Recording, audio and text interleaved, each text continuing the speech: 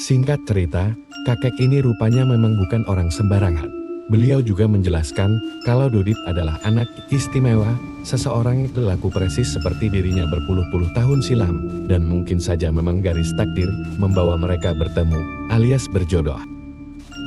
Dodit sejak awal kurang percaya dengan hal-hal seperti itu. Suatu hari diajak si kakek pergi ke suatu tempat, sebuah rumah besar, tapi sepi. Mana adalah rumah si kakek itu? Di dalam sebuah ruangan, kakek itu menyuruh Dodit untuk tidur di dalam sana untuk 1 malam saja. Dodit pada dasarnya berwatak keras pun menyanggupi tantangan si kakek. Dia pun menginap semalam di kamar ini, mana kamar itu memang sejak awal terlihat janggal. Seperti ada beberapa sesajen dengan benda-benda ganjil saling menumpuk satu sama lain. Selain itu, ada beberapa lukisan, salah satunya paling terkenal lukisan Nyi Roro Kidul dan seorang pria bersorban. Namun dari semua benda paling aneh, Dodit paling tertarik dengan kursi seperti mimbar dengan tangga ganjil dan sebuah payung keraton tertelungkup. Malam semakin larut dan Dodit mulai berbaring di atas karpet berwarna hijau. Tapi baru beberapa menit setelah si kakek pergi berpamitan, tiba-tiba bulu kuduk Dodit berdiri dengan sendirinya dan dia merasa sedang diawasi oleh sesuatu yang entah dari mana datangnya.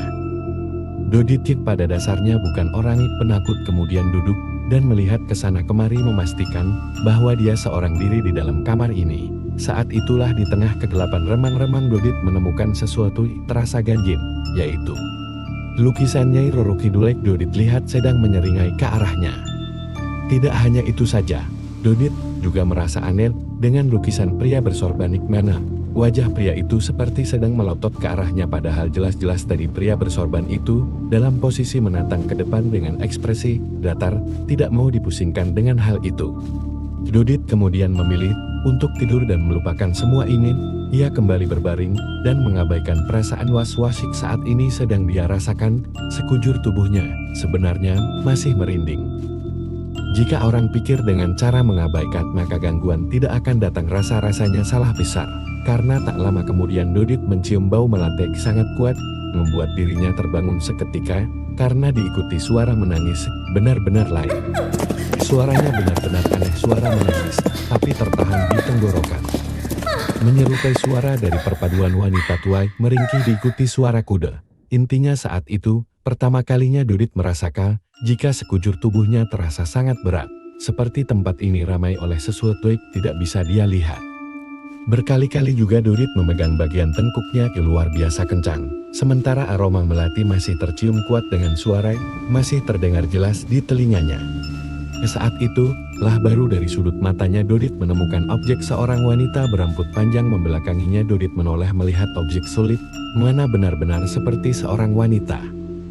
Namun baru Dodit lihat objek solid itu, tiba-tiba objek itu jatuh dengan kepala menghantam lantai, lalu melayang bersembunyi di belakang mimbar kayu.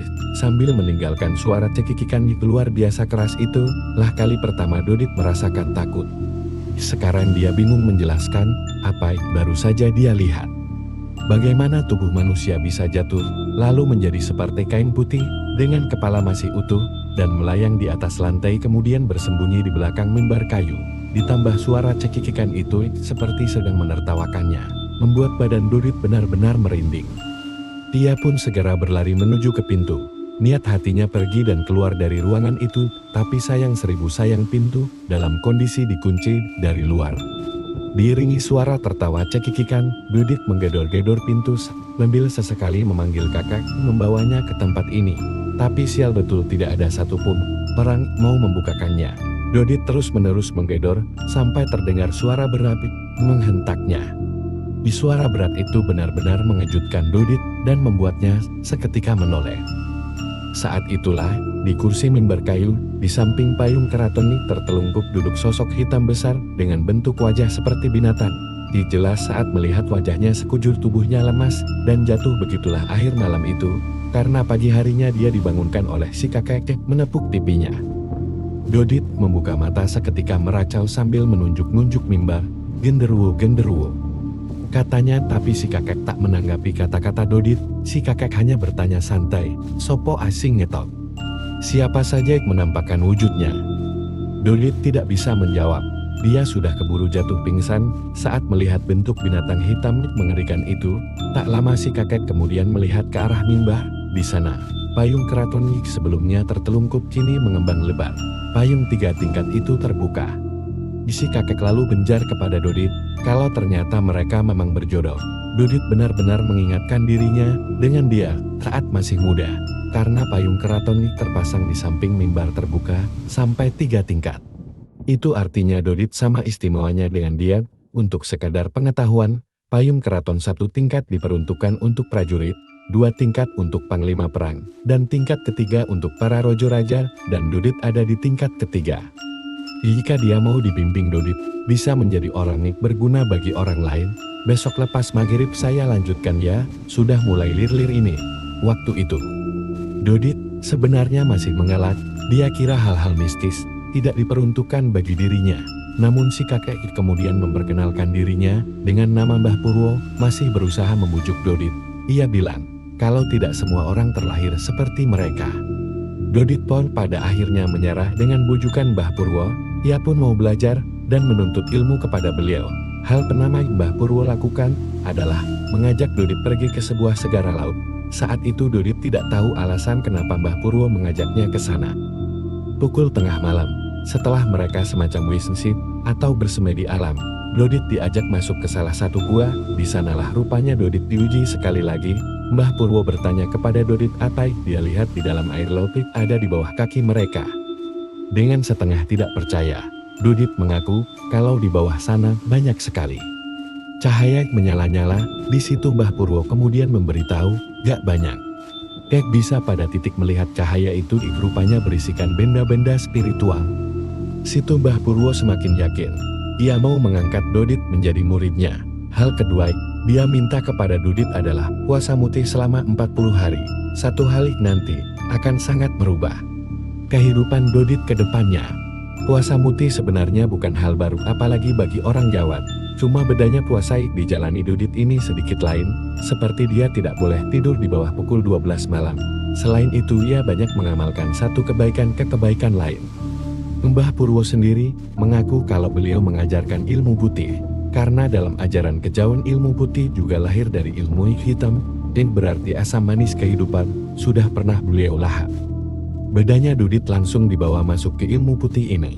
Mbah Purwo mengaku takut, karena Dodit sendiri masih belum bijaksana. Singkat cerita, Mbah Purwo sudah berpesan, kalau mendekati hari-hari terakhir puasa mutihnya, akan semakin sulit dan sukar dijalani. Akan banyak datang meminta kepada Dodit. Cuma Dodit saat itu, belum mengerti sepenuhnya maksud kata Mbah Purwo. Pada malam ke-20-an, saat itu Dodit sedang duduk bersila di dalam kamar. Beberapa kali ia melirik ke arah jam di dinding, dia harus tahan, ia tidak boleh tidur jika waktu belum melewati pukul 12 malam. Dan anehnya saat itu, tiba-tiba Dodit merasakan tubuhnya tiba-tiba merinding. Ia sudah diperingatkan, kalau mendekati hari-hari terakhir, para dayoh akan datang. Mereka ini akan menawarkan banyak hal kepada Dodit, tapi tentu dengan satu imbalan berbeda-beda. Disitulah letak, apakah Dodit akan bisa menuntaskan puasa mutih 40 harinya. Jadi malam itu, Dodit mendengar suara lirih perempuan seperti tertawa mengikik. Suaranya lirih dan terasa jauh, namun Dodit sebenarnya bisa merasakan kalau dayoh ini sebenarnya berada tidak jauh dari dirinya. Masalahnya Dodit tidak bisa melihatnya, ia hanya baru bisa merasakannya. Di jarum jam sudah menunjuk angka 11.55 menit. Tinggal 5 menit lagi. Jadi meskipun badan terasa dingin dan bulu kuduk terus berdiri, Dodit mencoba untuk tetap kuat. Ia terus menghitung jarum jam terus bergerak. Tinggal sebentar lagi, katanya di dalam hati. Tepat saat jarum jam akhirnya melewati angka 12, Dodit mengamalkan pesan dari Mbah Purwo. Dodit membasuh wajahnya dengan tangan kosong. Sembari tetap bersila Dodit, kemudian menatap Kermini ada di kamar. Sontak dia tersentak saat menyadari, kalau sejak tadi, badan Dodit sedang dipeluk oleh sosok wanita, memiliki idahik sangat panjang dengan tangan kurus kering melingkar di lehernya. Ini adalah kali pertama Dodit melihat dayoh dimaksud oleh Mbah Purwo. Sosok itu menyeringai sembari masih menjulurkan idahnya panjang. Tapi Mbah Purwo sudah memberi wejangan kepada Dodit untuk tidak pernah takut, karena kalau Dodit takut, Puasa Muti 40 harinya akan menjadi sia-sia karena Dodit tidak ada bedanya dengan orang-orang lain yang ada di sekitarnya. Jadi sembari menunjukkan wajah pucat, Dodit bertanya, "Jenengan sinten? Namanya siapa?" Ingin tahu kelanjutan cerita dari lelaku? Terus ikuti Radio Tengah Malam. Dan agar teman-teman setia nonton kisah ini, bagaimana menurut kalian tentang kisah ini? Tulis komentar kalian di kolom komentar. Dan bila teman-teman yang baru bergabung jangan lupa like, comment, share. Beserta subscribe channel ini. Dan nantikan kisah-kisah horor berikutnya tetap di Radio Tengah Malam.